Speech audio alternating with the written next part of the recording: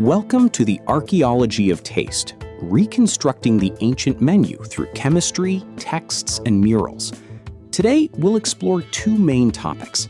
First, the hymn to Ninkasi and its possible interpretation as an ancient brewing recipe.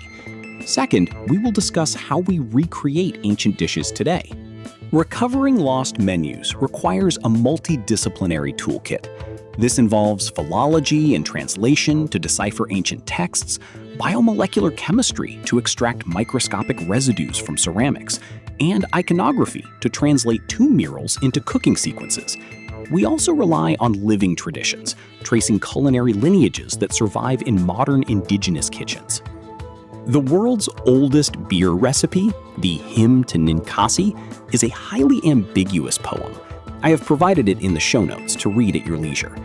Terms like bapir and titab have multiple translations, referring to anything from beer bread to cooked mash or wort. The core terminology is fiercely debated, which means the hymn provides a cultural homage rather than a step-by-step brewing manual. Modern reconstructions, like the 1989 Anchor Brewing experiment conducted by Fritz Maytag III, the owner of Anchor Brewing Company, and Solomon Katz, a bioanthropologist at the University of California, and finally Miguel Civil, a Sumerologist at the University of Chicago's Oriental Institute, relied on educated guesswork and modern substitutions. They used honey instead of dates and required double baking for the bapir replication. Most critically, they added standard brewer's yeast, an ingredient entirely absent from the ancient text, highlighting the challenges of true replication. Despite the substitutions, the beer was described as drinkable, with a bouquet of dates and toasted barley. Aged versions tasting like hard apple cider with champagne-like effervescence. Dormant microbes in museum artifacts offer a biological bridge to the Middle Kingdom. Scientists sourced ancient Egyptian ceramics and injected a nutrient fluid using a needleless syringe. This liquid penetrated the porous ceramic, waking up 4,000-year-old dormant yeast cells. The extracted fluid, fed with emmer wheat, created a unique sourdough with a caramel aroma. Ancient Egyptian bakers engineered precise micro-ovens using buried clay pots long before ovens were a thing.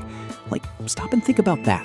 The most natural method of cooking I have ever done is cooking food on some logs. But makeshift ovens and grills? Respect to our ancestors. Anyway, a trench was dug and hot embers were placed inside until it contained a preheated vase-like vessel. Dough made from low-gluten emmer wheat fermented inside. A second preheated pot sealed the top, creating a radiant heat oven. This process yielded a massive, dense, sour loaf. 15th century BCE tomb murals serve as sequential recipe graphics.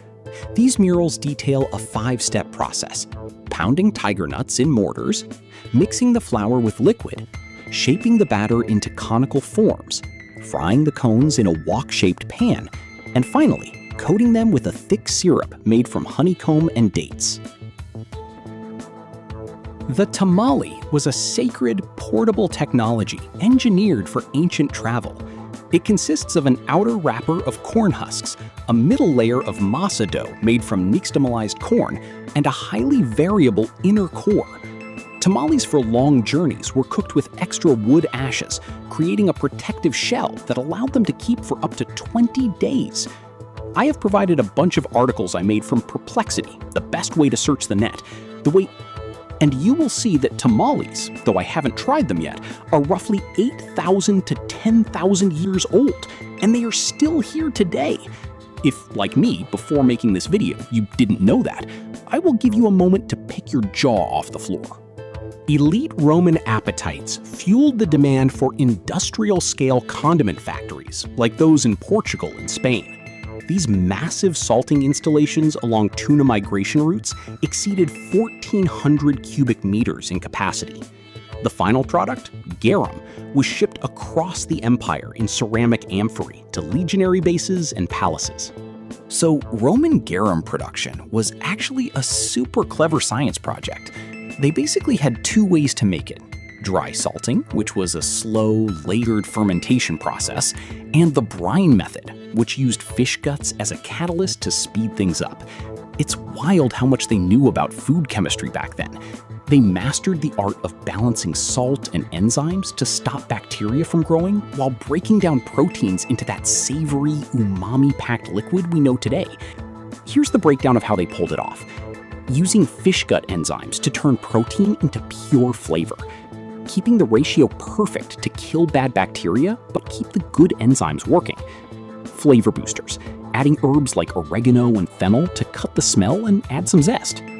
Ancient civilizations worldwide weaponized chemistry to build empires. Roman garum used enzymatic fermentation. Sumerian beer relied on yeast. Egyptian bread used wild microbial leavening. And the Mesoamerican tamale employed nixtamalization. These processes provided universal staples, elite rations, and powerful cultural provisions. Culinary DNA survives intact through living regional traditions. Examples include the ancient fermentation used to create Ethiopian injera, a sourdough flatbread. Imperial Chinese kebabs showcase a mastery of open fire cooking and flavor infusion, and Indian curry represents millennia of spice blending techniques still used today. Whether extracting 4,000-year-old yeast, decoding a tomb mural, or rolling a tamale in modern Mesoamerica, the archaeology of taste reveals one absolute truth. Our ancestors were masterful food chemists. We are still eating their inheritance.